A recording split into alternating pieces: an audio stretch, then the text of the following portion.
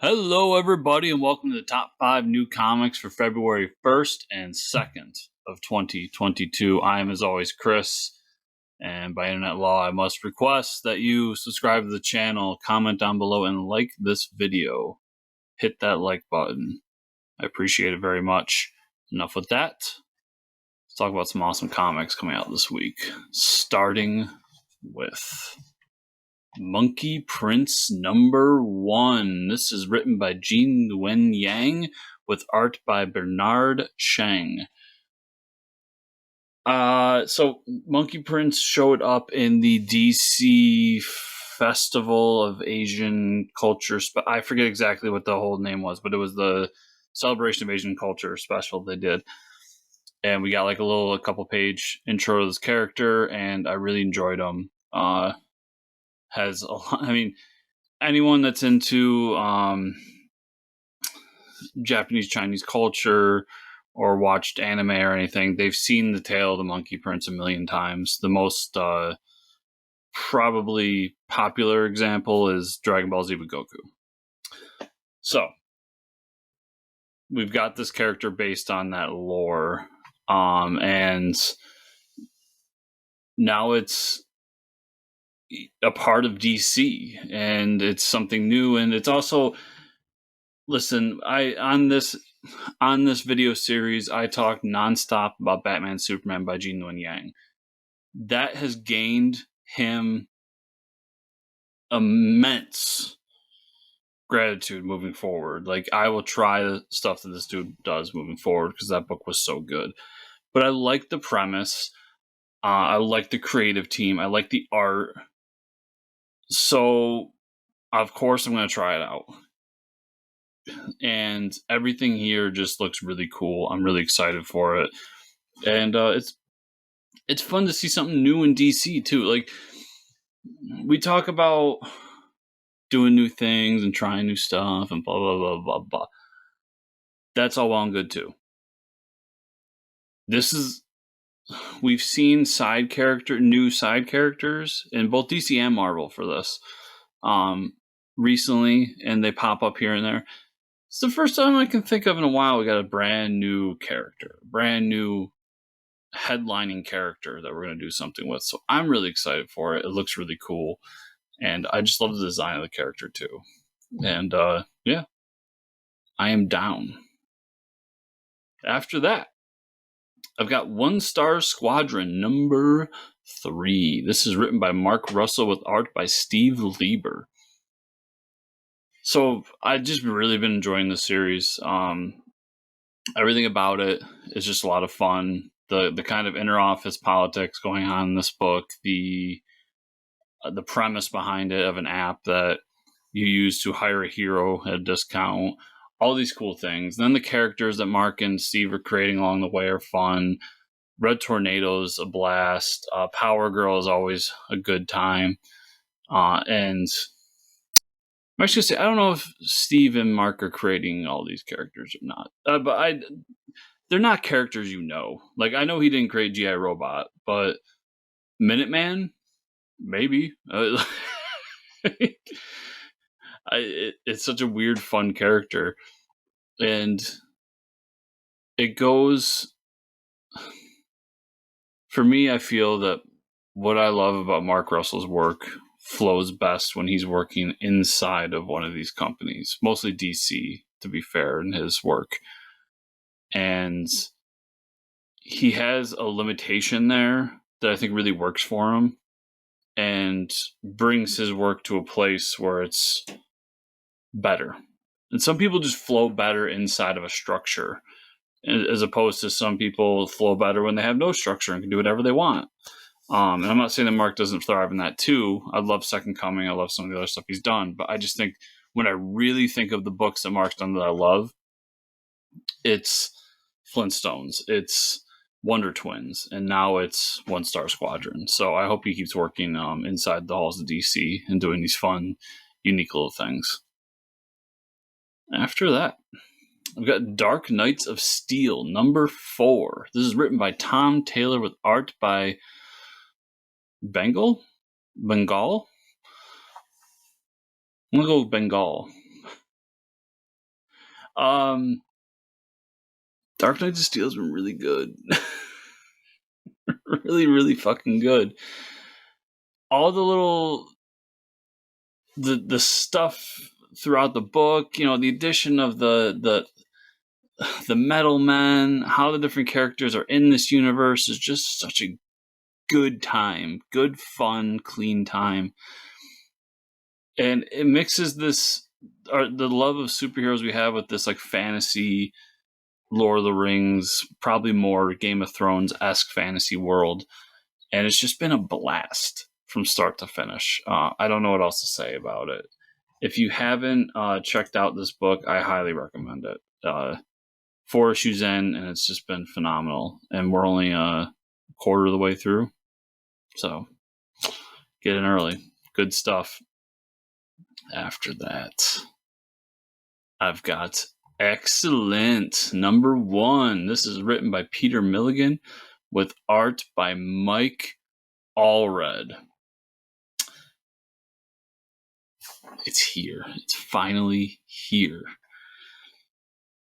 So, people who may have followed me for a while, possibly you're new, more likely you're new, know that I'm not a big X-Men person. I don't really like the X-Men, blah, blah, blah, blah. The exception to the X-Men rule has always been Xstatic. Huge Mike Allred fan. Love Mike Allred's work. And that run they did on X-Force and then Xstatic is just one of my favorite things ever.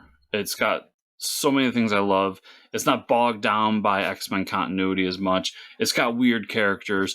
It created Dupe. It did all these amazing things that I just love. And then the art, Allred could draw every book from now until the end of the world, and I will buy it because I love his art. And I know that's kind of an acquired taste for some, but you're wrong. His art's awesome. And I'm just so happy that the team is back, that Xstatic is back in this new book. And it seems to be an ongoing series. So we could get 4 issues out of it. We could get 50 issues out of it. We could get 200 issues out of it. I don't know. But I know that I'm going to just enjoy and take in every issue I can of this series while I can. Because going back home can be rough. And sometimes it doesn't work out. But when you've got something that just feels so good like Xstatic, and you've got a team that just flows well together with the Allreds and Milligan, I don't see a world where this is bad. And maybe that's just me being nostalgic and excited about it, but I'm just ready to welcome the Xstatics team back into my world and welcome the Xstatics team back into my life. And that's really what it comes down to. I love that team. I love that book. And this new series that they're coming out with I hope it's just everything I want it to be. If you've never read Xstatics, that's another one I highly recommend. It's a must-read book for any Marvel fan, any comics fan, really. It's weird, it's different, it's fun, it's goofy, it's serious, it's all these things. It's all the things that I love about comics. So super, super excited about this book. Now we're going to end with Geiger, the 80-page giant number 1. This is written by Geoff Johns, Peter J.Tomasi, J. Faerber, Sterling Gate, Janet Harvey, Pornsak Pichetshote, and Leon Hendrix III. With art by Joe Prado, Kelly Jones, Staz Johnson, Peter Snejbjerg, Sean Galloway, of course, Gary Frank, Paul Pelletier, Bryan Hitch, Megan Levens. Okay, we got through a lot there. Geiger was kind of the thing that brought Jeff back into someone. Let me put it this way. I was falling out of love with Geoff Johns, the creator. I just I felt that near the end there and at DC, he was falling off. He was doing stuff that just wasn't interesting, wasn't fun, wasn't good. Wasn't what I wanted out of Geoff Johns. And that's mostly Doomsday Clock, 3 Jokers. I've talked about it nonstop. Go back and figure that out. And then he announced he's going over to Image to do Geiger, which I thought was a huge move for him. And I was like, I'll check this out. I mean, it's Gary Frank art. I don't know. Maybe Geoff Johns just needs to get away from DC. Who knows? And I love the series. I thought it was really good. Like I said, Gary Frank art never lets you down. And I thought they created a cool world here with a cool character and a cool villain, and it was good. It was really, really good. So now we've got that series I believe that series is over. I could be wrong, but it's kind of built this world that now Jeff's gonna do stuff with, which I'm really happy he's gonna be able to create his own world, do his own things, and try to stretch himself a little bit more. So we've got these characters like Redcoat and Barney the Two-Headed Dog and Junkyard Joe and so on that are in this universe that he's going to do stories with. And I feel like Junkyard Joe in particular is one that's going to keep going. I know that him and Gary are going to be doing a series for Junkyard Joe after this, and I'm excited about that. But that's one I think has legs that he'll continue with for a while.